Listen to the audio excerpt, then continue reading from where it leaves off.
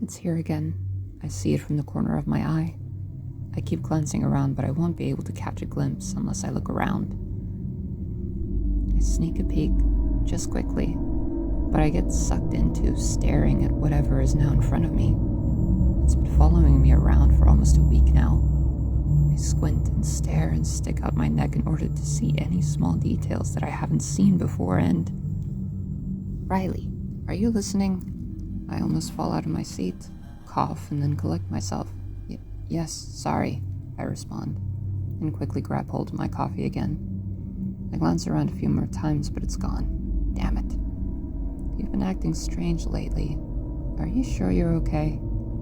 Yeah, just haven't been sleeping well is all. You've been saying that for weeks, she sighs. It's true. The strange, blurry figure has been following me around in my dreams for almost a month now, and about a week ago it started lurking around in the daytime as well.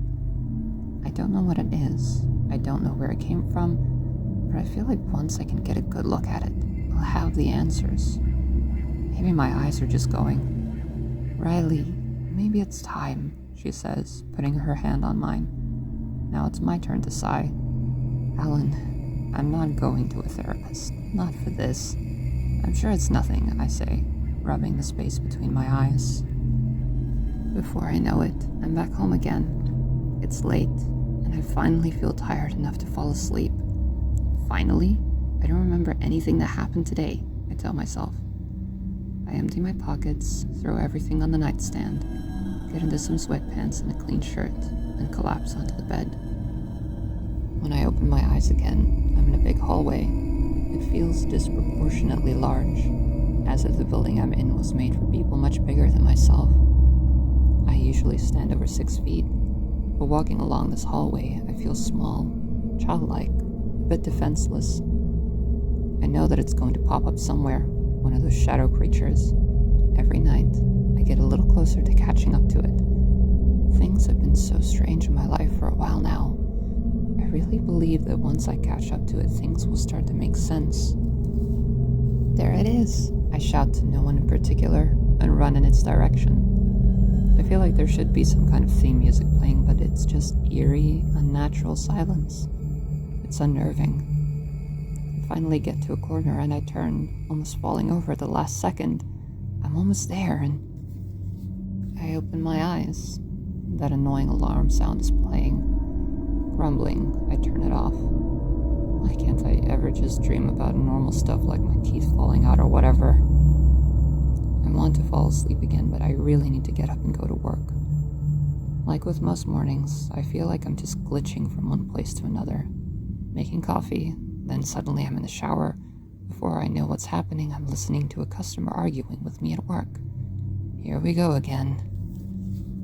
I roll my eyes at the customer for the millionth time and get ready to do the usual, "I'm sorry, ma'am, but that's against company policy," rehearsed speech, when suddenly, "Ma'am, with all due respect," spoken like a person who has no intention of showing any respect, "you give me this crap literally every Tuesday. Take the money, shove it up your ass, and don't come back here. Ever." Her face is priceless. I should be mortified that I just talked to a customer that way, but honestly, I'm just relieved to see her leave as soon as I give her the refund. After a quick meeting with a boss that I feel like I barely attended, I head home. I vaguely remember it going well, weirdly enough. Man, I really need to get some sleeping pills or something. Ever since the nightmares started, these blackouts have honestly been taking over more and more of my life. In front of the mirror in the bathroom, I see it again for a second. Try to catch a glimpse, lose it. In bed, I wait impatiently to fall asleep in order to hopefully finally figure this out. In my dream, I see it more clearly now. It's ever so vaguely in the shape of a person. I chase it around a corner, as per usual, and this time, though I don't catch up to it, I don't wake up. I'm realizing that this place looks like my house. Am I dreaming about my own house? No time to wonder about that. I have to figure out where it is. I'm in my bathroom again, rubbing my eyes, feeling tired. I look up for a second and suddenly it's staring back at me. I wake up jolting, Terrified. There are suddenly a million questions running through my mind. What the hell was that thing staring back at me? Why was I trying to find it so desperately when I suddenly know that this whole time I should have been running from it instead of towards it? What the hell was I thinking? I can't let it get to me. I can't. Suddenly I'm on the phone, calling my boss, explaining why I can't come into work today. He's oddly understanding, seems happy to give me as much time off as I need, or even want. What on earth happened during that meeting? I ask as if someone can give me an actual answer. I take a deep breath, pull the covers over myself, and lay back down in bed. I don't want to go anywhere today. I don't even want to leave my room, let alone go outside. Last night, when I was getting ready for bed, I saw it. I saw it in the mirror. Out of bed now, pacing back and forth on the carpet, waiting for something to happen. Anything. And something does happen. The phone. Hello? I answer nervously. Riley? Are you okay? Yeah, why would I not be? Well, your boss said you didn't come into work. I thought maybe you were sick, she says. No, well, yes. I'm just not feeling well. I'll be back again tomorrow, I tell her. I hang up the phone after another conversation I don't remember and drag myself into bed again. I just want to be surrounded by covers and soft pillows. I just want to be warm and comfortable and not have to worry about going to work or dealing with customers or ever do anything again. I get a notification on my phone. See you tomorrow for lunch, I read out loud. Is that a flirty face? The hell did Ellen and I talk about on the phone? I put my phone back under the pillow, and before I can pull my hand back out again, I'm fast asleep. In the dream again, in some strange place I've never seen. There seem to be no mirrors in sight, but I still don't feel quite safe. I walk out of the small, seemingly abandoned building into the bright daylight. Everything is really quiet again. I don't like it. It's going to show up again at some point, whether I want it to or not. And of course, there it is, to my left. I don't know where to run, and I don't want to chase after it anymore.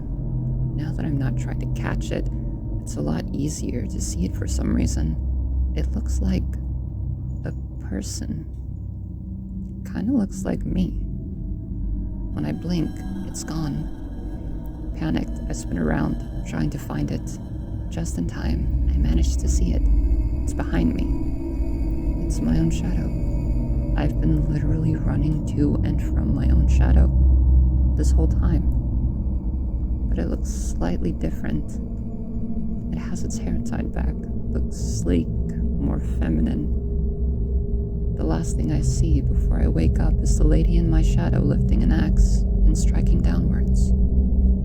I open my eyes, as if for the first time. I don't really remember what happened in that dream, but I feel like a whole new person. I check my phone to see the time that I'm supposed to meet Alan for a date. Decide to take another day off work to go shopping. My wardrobe is in serious need of a makeover.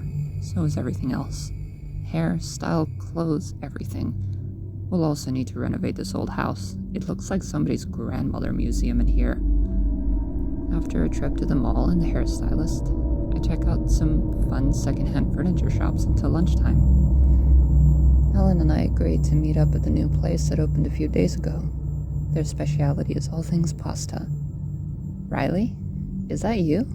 I hear from behind me. I take off the new sunglasses, get up and go to hug my longtime best friend. You look so different, I barely recognized you, she says, seemingly overjoyed. I thought it was time for a change, I tell her. After all these weeks of being unwell, I finally got back up again. Well, you look great. I love the hair, she says, and I noticed a slight shift in her tone of voice. I feel like a whole new person, I tell her, smiling, and hold out a hand for us to walk in together. Thank you for listening and watching. All links and references are in the description below.